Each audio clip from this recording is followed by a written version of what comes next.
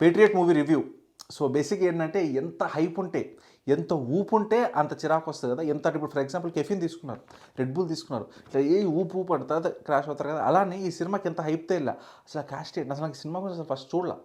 ఇంతమంది ఉన్నారా, అరే అమ్మ మన స్టార్స్ ఉన్నారు, అసలు ఈ మామూలుగా ఉండేది సినిమా కొంచెం మంచిగా తీసినట్టున్నారు అని చెప్పి వెళ్ళా. చెప్తున్నా కదా, మంచిగా బిర్యానీ తిని వెళ్ళా నేను. ఇంక ఎట్లుంటుందో ఆలోచించండి. నేనైతే ఇంకా పోకిరి సినిమా ప్రకాష్ రాజ్లాగా రే రే లే లే లే లే అని చెప్పి ఆ సినిమా మొత్తం అలానే అయిపోయింది నా పరిస్థితి. హలో గైస్, వెల్కమ్ టు బాల్పిచ్ మీటింగ్స్. కొత్తగా చెప్తే లైక్ షేర్ సబ్స్క్రైబ్ చేసుకుంటారండి. చూడండి, ఆల్రెడీ మనం ఒక ఎస్టాబ్లిష్ చేస్తాం ఏంటంటే బ్యాక్ టు బ్యాక్ 2+2 చేస్తాం. సో డెడికేషన్, డిటర్మినేషన్, డిసిప్లిన్ అన్నీ కనపడుతున్నాయి. ఇంకా వస్తాయి videos. So consider subscribing please. మొదలు పెడతా. ఇంకా కొన్ని రకాల సినిమాలు ఉంటాయండి. మన తమిళ్లో ఒక సినిమా గుర్తురాట్లా, దాన్ని మన బెల్లంకొండ సురేష్ గారు కూడా రీమేక్ చేశారు. రాక్షసన్ మూవీ కానీ, మన పోర్తొల్లిల్ అని మొన్న చూసాం. కొన్ని సినిమాలు ఉంటాయి తెలుగులో కూడా ఏంటంటే మన ఏజెంట్ సాయి శ్రీనివాస్ ఆత్రేయ సినిమా చూస్తుంటే అరే చాలా తెలివిగా తీశారా, అరే బాగా తీశారా, ఏదైతే అనుకున్నారో అది బాగా ఎగ్జిక్యూట్ అయిందిరా అన్న అదొక సాటిస్ఫాక్షన్. హిట్ 1 తీసుకోండి, హిట్ 2 కూడా ఓకే అలానే. కానీ కొన్ని సినిమాలు ఉంటాయి I am the super smart అని చెప్పి వాళ్ళు అనుకుంటారు, వాళ్ళు మనం కూడా అనుకుంటానే తీస్తారు, కానీ అది ప్యాన్ అవుట్ అవ్వదు. అండ్ అక్కడ అవసరం లేని చోట్ల నువ్వు చాలా తెలివైన కాన్సెప్ట్లు పెట్టావు అనుకో చిరాకు దొరుకుతుంది. అంటే ఫర్ ఎగ్జాంపుల్ నాన్నకు ప్రేమతో సినిమాలో కొన్ని అక్కడి నుంచి ఇక్కడి నుంచి తస్కరించిన సీన్లు పెడతారు కదా, అప్పట్లో ఏదో నడిచినాయి కానీ ఇప్పుడు ఏంటంటే దొరికిపోతారు. సో ఇక్కడ కూడా అంతే, ఏదో కమాన్ ఇట్స్ ఎ స్పైవేర్, ఏదో జరుగుతుంది, it's a mafia, it's the world trending espionage of the thriller ఏదో అంటారు.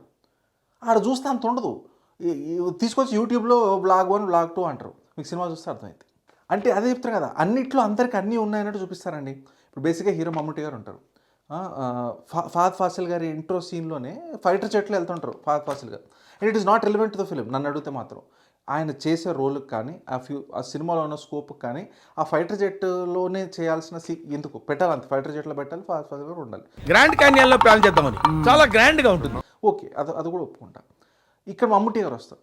మమ్ముట్టి గారు ఆ ఎయిర్ ఫోర్స్ పైలట్ కాదు, అందులో ఎక్స్పర్టీసే లేదు, ఆయనే చెప్తారు.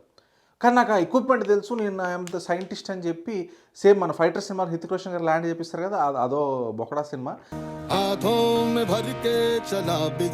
ఇందులో కూడా అంతే, నేను చెప్పిస్తా ల్యాండ్ చేపిస్తే ఏదో ఉంటుంది. ఎందుకురా అంటే అంతే, మళ్ళీ కమ్యూనికేషన్ ఉంటుంది, ఇట్లా కళ్ళతోటి నేను మార్స్ కోడ్ చేస్తా, ఇట్లా రేడియో ఫ్రీక్వెన్సీ చేస్తా.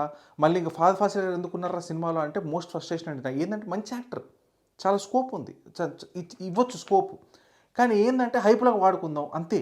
ఏది మన what is that film Vikram సినిమాలో హైప్ బాగా ఇచ్చాడు అక్కడ కమల్ హాసన్కి, మనం కూడా తెప్పించుకుందాం, మనం ఎక్కడ తెప్పించుకుందాం హైప్ అనేది ఉంటుంది. ఎలా అంటే మోహన్ లాల్ మమ్ముట్టి కలిస్తే ఎలా ఉంటుందో తెలుసా, వాళ్ళిద్దరు కలిసి రచ్చ చేశారు తెలుసా, మళ్ళీ ఇప్పుడు రచ్చ చేస్తాయి, ఎందుకు నాకు అవన్నీ చూపించు. అది సేమ్ నాట్ సేయింగ్ నాకు వద్దు, I'm excited for both of them, కానీ వాళ్ళు చెయ్యాలి, అది వాళ్ళు చేస్తే నేను చూడాలి. మనోడు వచ్చి ఇట్లా డప్పు కొడితే ఏంది ఇది, ఆయన పెట్టే డప్పు కొట్టడానికి కూడా ఉంటుంది ఫహద్ ఫాసిల్ గారికి. మళ్ళీ విలన్ ఉంటాడు, విలన్ కొడుకు ఫహద్ ఫాసిల్, ఇద్దరు విలన్స్ అనుకుంది అంతే కదా, విలన్ కొడుకు విలన్ అంతే. ఇంకా మన దగ్గర విలన్ పొలిటీషియన్, ఓకే వాడు పొలిటీషియన్ కాబట్టి వాడు పల్లెని ఇంకా, సో వాడు బ్యాడ్ గై అండ్ వాడికి అఫేర్లు ఉంటాయి, లంచాలు ఇస్తాడు, జనాల పర్సనల్ లైఫ్లో ఏదో సాఫ్ట్వేర్లు పెట్టి మాల్వేర్ పెట్టి చేస్తాడు అన్నీ. సో బేసిక్గా బ్యాడ్ అంటే బ్యాడ్ అంతే, దుర్మార్గుడు ఆడు.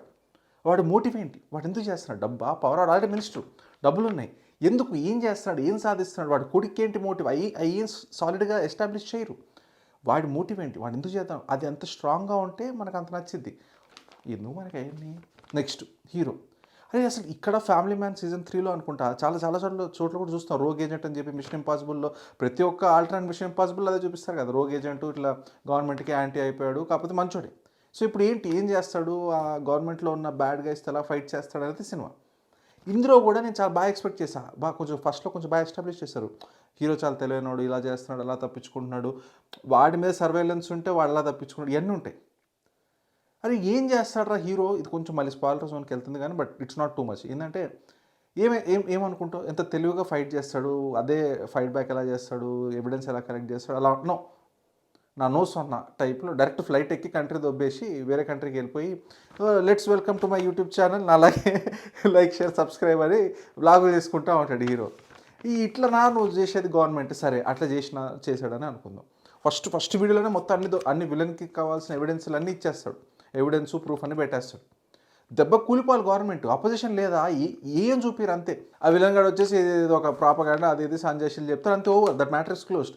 కొన్ని నెలలు సంవత్సరాలు జరుగుతున్నా కూడా ఏం పీకలేకపోతారు. సో అదే చెప్తాను కదా, అలా చూపించి ఆపేస్తారా? తర్వాత కొత్తగా ఏదైనా చేంజ్ వస్తుందా, యాక్షన్ ఉంటుందా, పోనీ ఎంగేజింగ్ స్క్రీన్ ప్లే ఉందా? నా నోస్ అన్నా, నేను స్లోగానే తీస్తా, స్లో పేస్లోనే వెళ్తా అంటారు.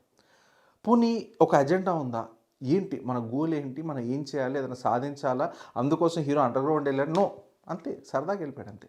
మళ్ళీ తిరిగి ఎందుకు వచ్చాడు కూడా అది చాలా కామెడీగా ఉంటుంది. మీరు చూస్తే ఏదో చూపిస్తారు, నచ్చింది చేస్తూ ఉంటారు. అండ్ దీనికి తోడు సడన్గా ఒక అమ్మాయిని తీసుకొచ్చేస్తారు, ఒక పేద పిల్ల, 10th క్లాస్ మార్క్స్ ఏమంటే 12 ఎంత పర్సెంటేజ్ వచ్చింది, చాలా మంచి పిల్ల, తనకు అన్యాయం జరిగింది. సో ఆ అన్యాయం విలన్సే చేశారు. సో ఇప్పుడు తను వచ్చి కోర్టులో ఏదో చెప్తేనే విలన్స్కి శిక్ష పడిద్దంట. అంటే హీరోగాడు ఇన్ని పేపర్లు ఇవన్నీ ప్రూఫ్లతో పెడుతుంటే దేకదు, గవర్నమెంట్ అపోజిషన్ ఉండదు, కోర్టులు లాయర్లు ఏముండవు. కానీ ఒక చిన్న పిల్ల వచ్చేసి జడ్జి దగ్గర సాక్ష్యం చెప్తే అయిపోయిందంట. పొట్టగొట్టుకుంటూ బాధపడాలి, ఇవన్నీ వాళ్ళకి కావాలయ్యా, దే వాంట్ ఇట్.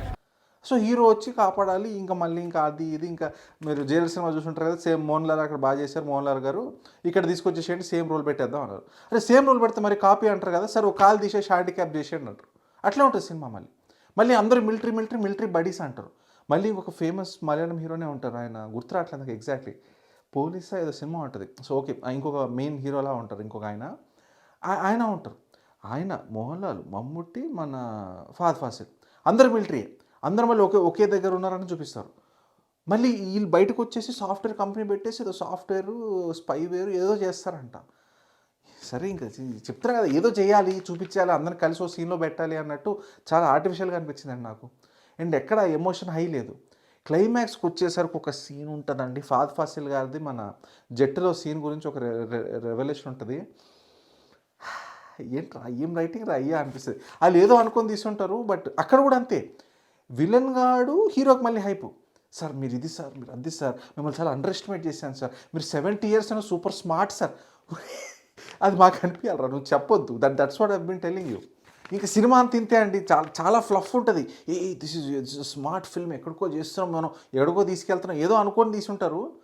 నాకైతే ఫ్రస్ట్రేషన్ తప్ప ఏం లేదండి సినిమాలో, ఆల్మోస్ట్ నిద్రే. ఇంకా సరే ఓకే, ఇంకా మా ఫ్రస్ట్రేషన్ ఏమేదో ఇద్దరినట్టు ఉంటుంది. మీరు చూసారా సినిమా, మీరు చూసుకుంటే మీకు ఏమనిపించింది? కమాన్, దిస్ ఈజ్ ద దేశభక్తి సినిమా అంటారా, లేకపోతే దిస్ ఈజ్ ద యాక్షన్ అంటారా? అసలు ఏంటి ఈ సినిమాలో ఏముందని అలా చెప్పండి. సరే మళ్ళీ ఎక్కువ మాట్లాడితే గొడవ అయిపోతుంది. సరే ఓకే, చూసిన బాల్బిస్ మీటింగ్స్ కథ మళ్ళీ వచ్చారు. Thank you.